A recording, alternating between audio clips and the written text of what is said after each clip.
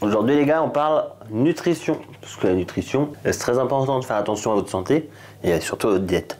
Alors faites comme moi, bouffez de la merde. Non, faites pas ça, hein. Ou pas de temps en temps. Putain, ça tue sa mère. Alors je vais vous venir les gars, un petit peu de savoir-vivre. Arrêtez de parler la bouche pleine. C'est super désagréable en fait. En plus, vous faites des bruits de bouche. C'est horrible.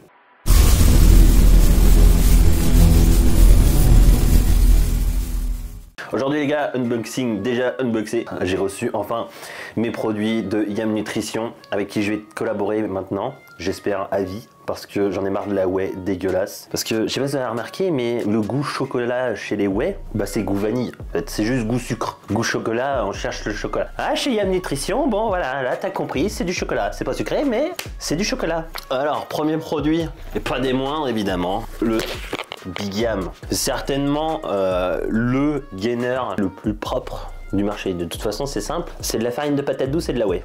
Pour plus, pas moins. T'as le choix en fait, c'est très simple. Soit tu prends ta whey dégueulasse avec tes flocons d'avoine, tu mixes le tout et t'as un gainer très propre mais très mauvais, soit tu prends du Big Yam. Alors tu peux en faire des pancakes, des crêpes comme tu veux, je m'en branle, ou alors tu peux le faire un shaker. Donc ultra pratique, avec ta crème de riz de merde, prends du Big Yam, c'est beaucoup mieux. Deuxième produit, évidemment, patate douce. Alors patate douce pure, donc là évidemment tu rajoutes des œufs, de la farine de patate douce et c'est tout. Tu fais une crêpe. Ceux qui connaissent Yam Nutrition le savent, ils vous le diront dans les commentaires, ça a le goût d'une crêpe. T'as même pas besoin de rajouter de sucre, hein. C'est du sucre naturel, donc à partir de là, voilà, t'as compris. C'est méga bon, ça fait un carton, c'est génial. Plus jamais je boufferai de la merde, ça me saoule, j'en ai marre de l'avoine ou de la crème de riz. Alors, dernier gros complément, parce qu'après je vais te montrer les petits, mais je ferai peut-être une vidéo dédiée complètement sur la nutrition, bien que ce soit pas moi le meilleur, je trouve que j'ai des collègues qui font ça très bien. Mais bon, comme vous aimez ça quand même, on en parlera. Alors évidemment, de la whey, forcément,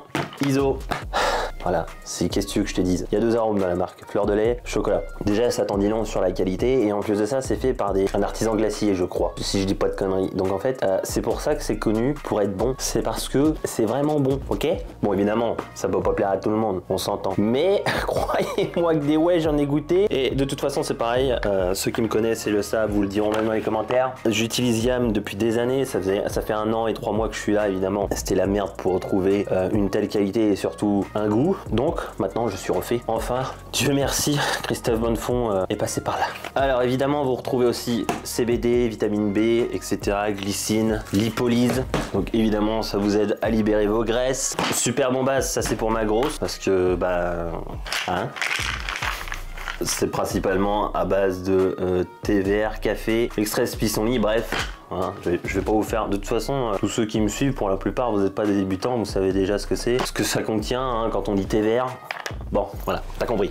Le fameux Virilis, pour ceux qui ont des problèmes de libido, ceux qui ont acheté cette marque, ils vous harcèlent, de toute façon, Christophe, dans les pubs YouTube, hein, comme ça vous le savez, Virilis, vous connaissez aussi. Évidemment, on retrouve multivitamine, un deuxième Virilis parce que je me suis fait rincer, et Skin Nutritive pour vous, mesdames. Pour la pio. Pour les messieurs aussi, mais ça rend pas beau. C'est-à-dire que si vous êtes moche, vous êtes moche. Donc évidemment, c'est un complexe de collagène, tout simplement. Et pour nous les hommes, pour vous aussi les femmes, du collagène. Ah, du collagène. Alors ça les gars, si vous avez des grumeaux avec ça, le collagène de base c'est dégueulasse. Là non, ok, déjà d'une parce qu'il y a du goût. Et en plus de ça, si ça fait des grumeaux, très simple, vous le saupoudrez au-dessus de votre verre d'eau. Vous balancez pas ça comme un bloc avec de l'eau dessus. Vous le saupoudrez, vous attendez quelques secondes. Et vous attendez aussi quelques minutes que ça se dissoude bien. Normalement, l'eau redevient complètement translucide. C'est comme ça qu'on boit le collagène. Donc voilà, je suis très content de travailler avec Yam. On avait prévu énormément de choses, notamment bouffer des donuts toute la soirée. Donc voilà, je suis très content de travailler avec Yam.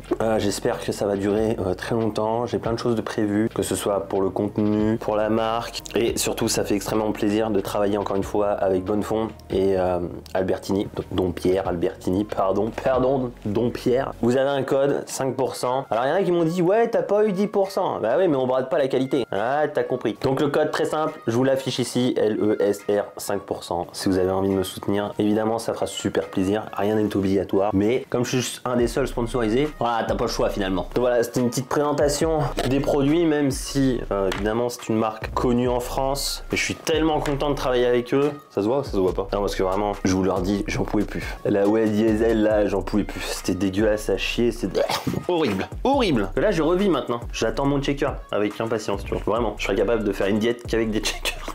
Bon, trêve de blabla. Aujourd'hui, on parle ischio. Alors, aujourd'hui, ischio. Je t'arrête tout de suite, j'ai pas les moyens de Nassim, mais au moins, je vais pas te raconter de la merde. Oui, je suis pas convaincu.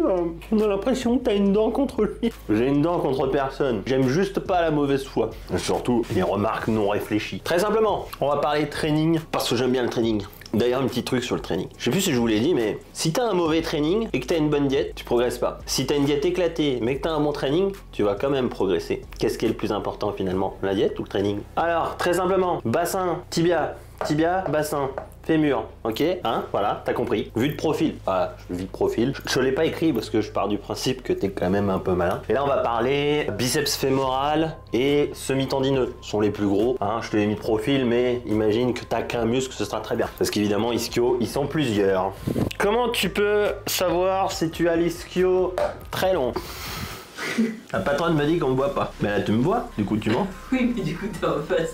Bah et alors, t'as pas besoin. Comment on reconnaît? Comment c'est qu'est-ce qu'on reconnaît du coup? Très simplement, la plupart du temps, vous aurez un fémur court. Ah, t'as compris déjà, je pense que t'es malin. Maintenant, t'as compris un petit peu les bases de la natte. Fémur court, en règle générale, muscle long. Mais, parce qu'il y a toujours un mais. Déjà d'une, c'est pas vrai à 100%. Première chose. Deuxième chose, si t'as un quadriceps très long, t'as potentiellement un ischio plus court. Ça arrive. C'est souvent comme ça que ça se passe. D'ailleurs, si tu as un ischio très long, en règle générale, t'as pas un quadriceps extrêmement long. Ah, t'as compris, encore une fois, la nature compense toujours. Tu vas me demander comment qu'on reconnaît. Eh ben, très simplement, tu te mets de profil, pieds joints, droit, et tu contractes les ischios. En règle générale, tu vas vite le savoir parce que ça va être bombé du début à la fin, très simplement. Tu n'auras pas un pic, si tu veux, d'ischio. Tu sais, parfois, tu as une boulasse quand tu es droit, là. Je te mets ta cuisse de profil, ok, ton quad, ton fessier, et en fait, soit ça fait droit et tu es un petit peu en bas. Bon, bah dans ce cas-là, tu seras bombé d'absolument partout.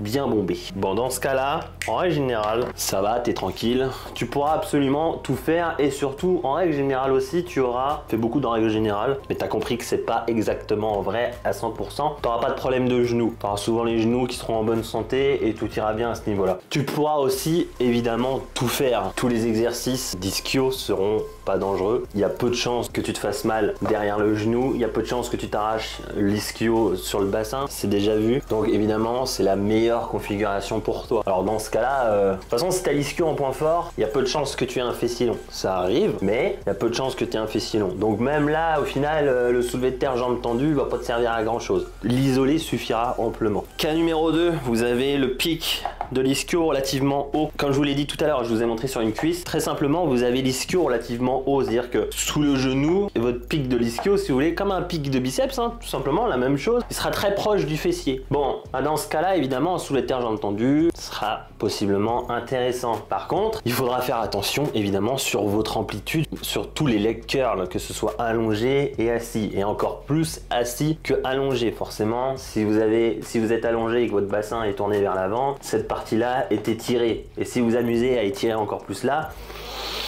bon, t'as compris, ça va mal se finir. Et c'est très souvent arrivé, j'ai déjà des clients qui m'ont dit ça, quand ils sont arrivés avec moi, j'ai des soucis derrière le genou. Dans beaucoup de cas, ce sera l'ischio qui sera trop étiré ou alors ce sera votre mollet. Mais en règle générale, comme vous bossez pas votre mollet, et ben ce sera l'ischio. Ah, on s'amuse bien, hein, on raconte tout et n'importe quoi. Putain, là il y a un petit truc qui déborde, c'est mieux comme ça. Cas numéro 3, bah là c'est l'inverse, vous avez le pic de l'ischio relativement bas sur la cuisse. Bon bah là t'as compris, à l'inverse. Puisque c'est l'inverse. Normalement, tu saisis le truc. Là, forcément, qu'un soulevé de terre jambes tendues va pas forcément être intéressant. Parce que si t'es comme ça, en règle générale, t'as un fessier relativement long qui vient protéger ton ischio, ton manque d'ischio. Donc, il y a beaucoup de chances que tu prennes beaucoup dans le fessier dans ce genre d'exercice. Par contre, évidemment, t'auras pas de problème sur les amplitudes de leg curl, ce sera pas un souci. Mais sur le long terme, attention, tu peux très bien t'arracher un ischio sur le haut. Ça s'est déjà vu encore une fois. C'est rare, mais ça s'est déjà vu. J'ai même des noms et des noms français. Et le pire cas, évidemment, le pire cas, c'est quand vraiment tu n'as rien derrière la cuisse. Alors, évidemment, si t'es débutant, tu n'as rien derrière la cuisse. Quoique, et encore, si t'es pas très fat, tu peux déjà avoir un pic d'ischio, c'est pas un problème. Mais lorsque vraiment tu n'as rien, c'est que ton ischio est vraiment très court. En règle générale, quand c'est comme ça, c'est que tu as un fémur très long, tu es très longiligne et tu es plutôt fait pour le taire. Donc là, bah, c'est la merde. Comme tout le reste en fait. Hein. Dès que tu as un muscle qui est très court, c'est la merde. C'est dangereux ici c'est dangereux là-haut sur le long terme. Encore une fois, vous pourrez tout faire partout, mais faites attention à vos amplitudes. Pareil,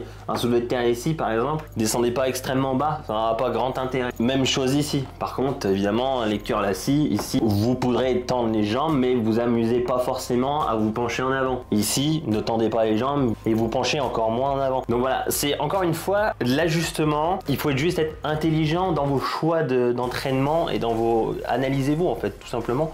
Je vous le répète à J24, mais c'est à ça que ça sert. Donc je vous le dis quand même parce que ça pourra vous aider à vous analyser. Ici, dans les grandes tendances, vous avez le fessier qui est pas extrêmement long, mais il sera quand même certainement relativement long quand même puisque vous avez le fémur court. Donc ça restera quand même un gros fessier. Ici, vous avez sans doute le fessier court. Hein. Vous avez un ischio relativement haut, le corps a compensé. Il n'a pas fait forcément un gros fessier. Donc vous aurez plutôt le fessier court. Ici, vous aurez tendance à avoir le fessier long. Et ici, alors ici en général, vous êtes longiligne et vous avez quand même le fessier court. Mais vous avez sans doute un fessier assez bombé. Pourquoi? Parce que vous êtes longiligne. Et si vous êtes amusé à faire du squat comme tous les débiles, je suis peut-être un peu fort, comme les débutants, comme les coachs vous disent de faire, comme les gentils youtubeurs vous disent de faire, bah en général t'as un gros fessier du coup. Il est court mais il est bombé. Il y a un exemple très parlant.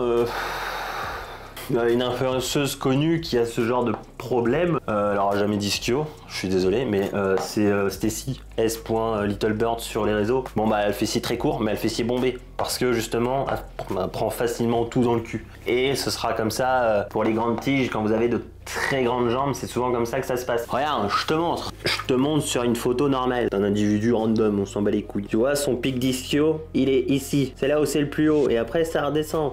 Donc ici c'est relativement court. Du coup il a le fessier quand même assez long. T'as compris? Donc il est plutôt à ce niveau là. Il a beau avoir les jambes longues, il a le fessier quand même assez long. Par contre, la différence, comme il a un ischio court, eh bien il a le quad qui est relativement long. On le voit bien ici. J'allais vous montrer comment monter une séance, mais je me suis rendu compte que en quelques secondes dans ma tête, que ça allait être une merde infâme et que j'allais partir pour 1 heure de vidéo, puisque construire une séance, donc dans les cas que je t'ai donné, plus, enfin fois ton niveau, donc débutant, intermédiaire, potentiellement blessé ou avancé, bon bah t'as compris, je peux pas faire ça comme ça. Je compte faire un projet sur la périodisation du training, vous expliquer comment procéder, comment monter votre séance selon votre niveau, selon votre anatomie, mais ça va prendre des heures, donc je pense le faire sous forme vidéo, alors évidemment pas gratuite, hein, t'entends, mais ça va durer des plombes et on utilisera évidemment le tableau ou un autre support, je sais pas encore, mais je vais vous proposer quelque chose de quali et ça me tient à cœur. Donc voilà, d'ici là, on se voit dimanche prochain Pittsburgh, ah ça c'est cool, et en plus de ça, mon avis d'outil il sera là.